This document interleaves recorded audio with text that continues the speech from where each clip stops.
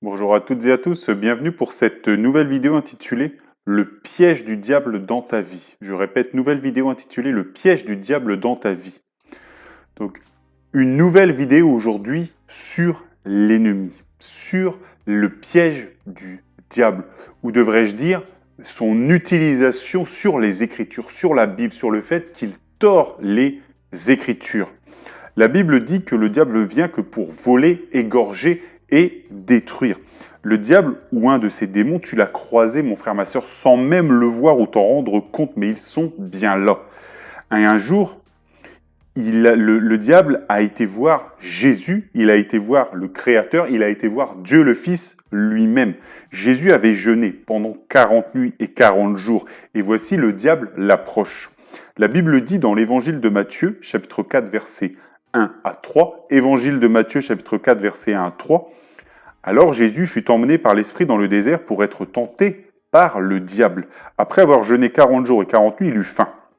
Le tentateur, s'étant approché, lui dit « Si tu es fils de Dieu, ordonne que ces pierres deviennent des pains. » Le diable, il est venu voir Jésus-Christ. Le diable viendra, lui ou un de ses démons, te voir, toi qui crois en Jésus-Christ. Il a été voir Job, qui était intègre devant Dieu. Dieu a demandé au diable d'où il venait. Et lui, le diable, il a dit qu'il venait de parcourir la terre. Le diable parcourt la terre pour tenter celles et ceux qui ont foi en Dieu, qui ont foi en Jésus-Christ. Les sauver au moyen de la foi, au moyen de la grâce, de la foi en Jésus-Christ, c'est la cible prioritaire du diable. Je répète, les sauver au moyen de la foi, de la grâce qui est en Jésus-Christ, sont les cibles prioritaires du diable. Dans cette quête de destruction, il va chercher à nous atteindre, et voici son arme favorite, le péché.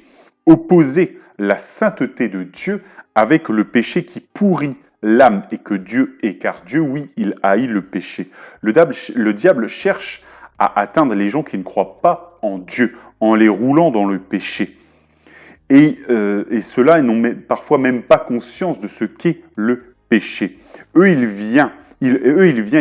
diable vient, premièrement, il attaque ces personnes-là. Parce qu'il veut les garder loin des chrétiens qui dispensent la bonne parole de Dieu, de peur que ces personnes-là, qu'ils ne se repentent et aillent demander pardon à Jésus-Christ à la croix, qu'ils ne croient en Dieu. Ça, le diable, il ne veut pas. Il cherche à s'opposer à cela. Mais bien sûr, nous savons que nous, qui croyons en Jésus-Christ, nous avons cette responsabilité d'en parler. Nous savons que nous irons de l'avant grâce à Dieu. Alléluia. Et le diable cherche ensuite à atteindre une deuxième catégorie de personnes. Et là, ce sont les chrétiens. C'est ceux qui croient en Dieu, en Jésus-Christ. Et avec eux, la stratégie qu'il utilise, elle est différente, mais le fond toujours le même. C'est-à-dire qu'il cherche à les faire pécher. Il cherche à attirer ces personnes-là dans la désobéissance. Cela, c'est plus difficile parce que ceux-là connaissent la Bible, ils connaissent les Écritures. Alors le diable va chercher à tordre les Écritures. C'est ça le piège que le diable tend dans nos vies, qu'il cherche à tendre dans nos vies. Quand Dieu n'était pas là, le serpent en Éden, il est venu pour atteindre Adam et Ève, qui sont les premiers hommes qui croyaient en Dieu. Les premiers croyants, en quelque sorte, Adam et Ève, c'était eux. Et il les a trompés, le diable. Il a tordu les Écritures, tordu les propos de Dieu. Les chrétiens, les disciples connaissent les Écritures et le diable cherche à les embrouiller pour les amener dans le péché. Un jeune chrétien peut se faire avoir facilement. Il faut faire attention. Le diable est très rusé. La Bible dit qu'en Éden, c'était le diable, le plus rusé de tous les animaux. Et il a dit à Ève, et nous allons le relire, Genèse chapitre 3, versets 1 à 5, Genèse chapitre 3, versets 1 à 5, Genèse chapitre 3, versets 1 à 5, le serpent était le plus rusé de tous les animaux des champs que l'Éternel Dieu avait fait. Il dit à la femme, Dieu a-t-il réellement dit, vous ne mangerez pas de tous les arbres du jardin ? La femme répondit au serpent, « Nous mangeons des fruits des arbres du jardin, mais quant aux fruits de l'arbre qui est au milieu du jardin, Dieu a dit, « Vous n'en mangerez point et vous n'y toucherez point de peur que vous ne mourriez. » Alors le serpent dit à la femme, « Vous ne mourrez point, mais Dieu sait que le jour où vous en mangerez, vos yeux s'ouvriront et que vous serez comme des dieux, connaissant le bien et le mal. Dieu a-t-il réellement dit? C'est la plus grande question fondamentale du chrétien. Dieu a-t-il réellement dit? Si c'est dans la Bible, oh oui mon frère, ma soeur, Dieu a réellement dit. Si c'est dans l'Ancien Testament, dans le Nouveau Testament, dans les 66 livres de la Bible, oh oui mon frère, ma soeur, Dieu a réellement dit. Alléluia. Le serpent, le diable, il a tordu, il cherche à tordre les propos de Dieu. On le voit ici. Et Ève, il lui a dit, Ève, tu manges de tous les arbres. Dieu a créé les arbres pour que tu en manges. Donc ne t'inquiète pas, tu peux manger. Sinon, pourquoi Dieu aurait créé cela? Pourquoi il serait là, l'arbre au milieu, si Dieu ne te permettait pas d'en manger? Le serpent a tordu les propos de Dieu. Il a changé l'angle de vue en mettant ce fruit sur le même niveau. Le fruit défendu, il l'a mis sur le même niveau que tous les autres fruits. Cette technique, elle est utilisée à travers le mouvement œcuménique aujourd'hui, par exemple. On a tous le même Dieu, les gars, voilà ce qu'ils disent.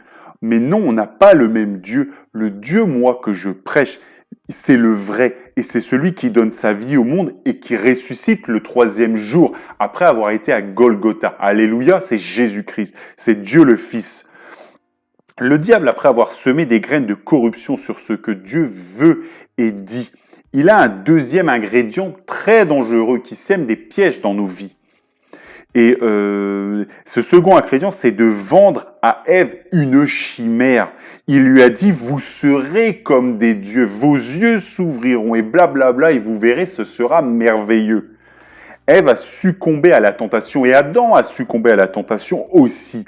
Lui aussi, Adam, il n'a pas lutté. Le rêve vendu par le diable, il était trop tentant, trop beau, et il y a eu péché, il y a eu désobéissance à ce que Dieu voulait, à sa parole. Cette recette n'a pas changé à travers les millénaires. Le diable dit à beaucoup de monde, tu auras la gloire, signe un pacte avec moi, tu auras la richesse, signe avec moi.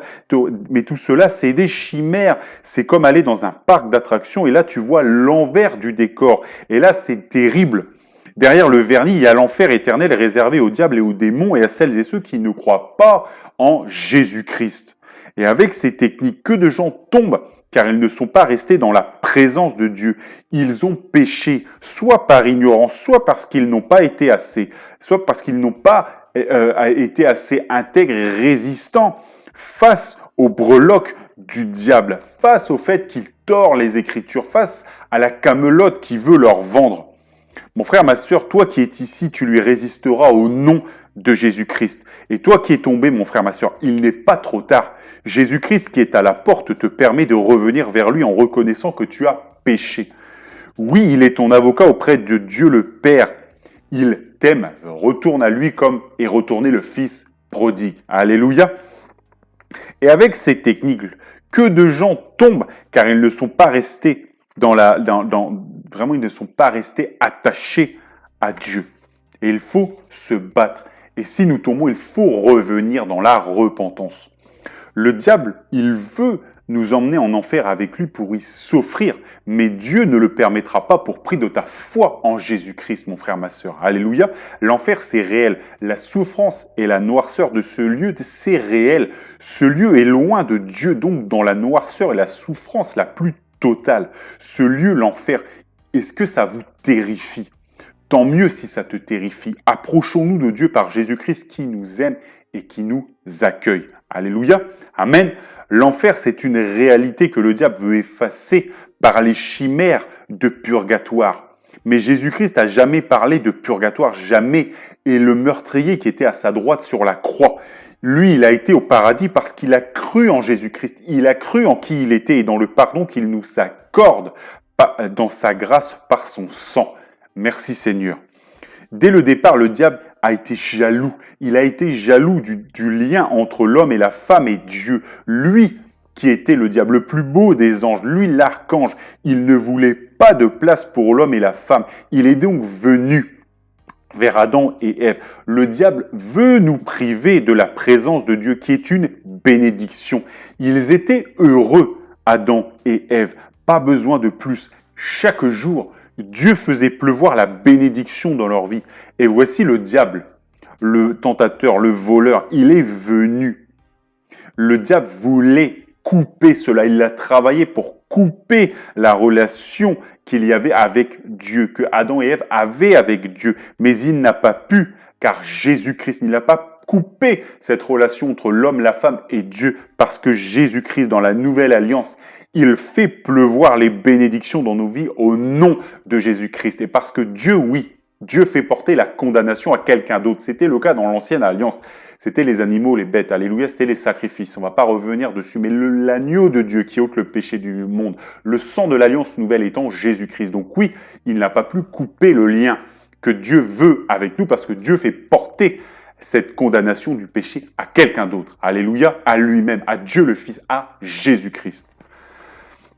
Revenons à la rencontre entre Dieu le Fils, entre Jésus-Christ et le diable. Et nous lisons Évangile de Matthieu, chapitre 4, versets 2 à 11. Évangile de Matthieu, chapitre 4, versets 2 à 11. Évangile de Matthieu, chapitre 4, versets 2 à 11. Après avoir jeûné 40 jours et 40 nuits, il eut faim. Le tentateur s'étant approché lui dit, « Si tu es fils de Dieu, ordonne que ces pierres deviennent des pains. » Jésus répondit, « Il est écrit, l'homme ne vivra pas de pain seulement, mais de toute parole qui sort de la bouche de Dieu. » Le diable le transporta dans la ville sainte, le plaça sur le haut du temple et lui dit, « Si tu es fils de Dieu, jette-toi en bas, car il est écrit, il donnera des ordres à ses anges à ton sujet, et ils te porteront sur les mains de peur que ton pied ne se heurte contre une pierre. » Jésus lui dit, « Il est aussi écrit, tu ne tenteras point le Seigneur ton Dieu. » Le diable le transporta encore sur une montagne très élevée, lui montra tous les royaumes du monde et leur gloire, et il lui dit, « Je te donnerai toutes ces choses si tu te prosternes et m'adores. » Jésus lui dit, « Retire-toi Satan, car il est écrit, tu adoreras le Seigneur ton Dieu et tu le serviras lui seul. » Alors le diable le laissa, et voici des anges vinrent auprès de Jésus et le servirent. Le diable vient au moment où il pense que Jésus-Christ, il est comme étant faible. Parce qu'il n'a pas mangé, il n'a pas bu pendant 40 jours et 40 nuits. Mais Jésus-Christ, mon frère, ma sœur, il n'est pas faible. Le diable lui a cité de beaux versets en transformant le sens. Oui, Jésus-Christ n'est pas faible. Donc, comme je l'ai dit, il est venu, le diable, au moment où Jésus-Christ avait jeûné 40 jours et 40 nuits. Donc, il faut noter ici la perversion du diable. Il vient, mon frère, ma sœur, quand tu as des difficultés, quand tu as des problèmes, c'est plus propice pour lui. Les circonstances sont plus favorables pour lui. Et le diable fait sa technique habituelle. Il met des pièges dans ta vie. Il veut que les gens pêchent. Et pour cela, pour avoir les chrétiens, il tord les Écritures. Il tord le sens des Écritures. Il veut exploiter la faim de Jésus-Christ parce qu'il l'a fait 40 jours sans manger. Il dit, ordonne que ces pierres deviennent des pains. Mais Jésus-Christ ne va pas changer des choses pour son désir personnel. Il voit au-delà. Et il dit, oui, l'homme ne vivra pas que de pain seulement, mais de toute parole qui sort de la bouche de Dieu. Le diable va ensuite prendre un deuxième verset et dire, il donnera des ordres à ses anges à ton sujet, ils te porteront sur les mains de peur que ton pied ne se heurte contre une pierre. Dieu ne veut pas que tu te blesses car tu es saint devant lui, toi qui es Dieu le Fils. Alors vas-y, jette-toi en bas et on va voir si Dieu va laisser faire. C'était un piège car la Bible dit de ne pas tenter le Seigneur. Vous savez, la Bible est équilibrée. Un verset peut en compléter un autre dans un autre livre, par exemple.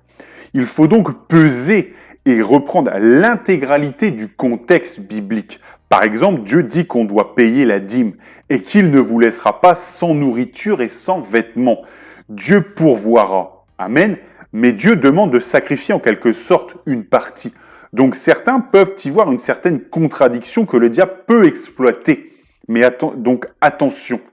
Donc il faut bien connaître ta Bible, mon frère, ma soeur. Tu ferais bien de bien connaître ta Bible, mon frère, ma soeur, et de progresser dans cette connaissance au fur et à mesure des années où tu marches avec le Seigneur, où tu as été pour la première fois te repentir à la croix en croyant à Dieu le Fils.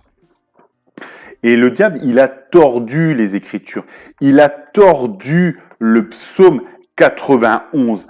Parce que le psaume 91 ne dit, quand on le lit en intégralité, et je vous laisserai le lire à la maison, il ne dit pas ce que le diable veut en tirer et dire à Jésus-Christ. Il ne dit pas ce que le diable veut vendre à Jésus-Christ.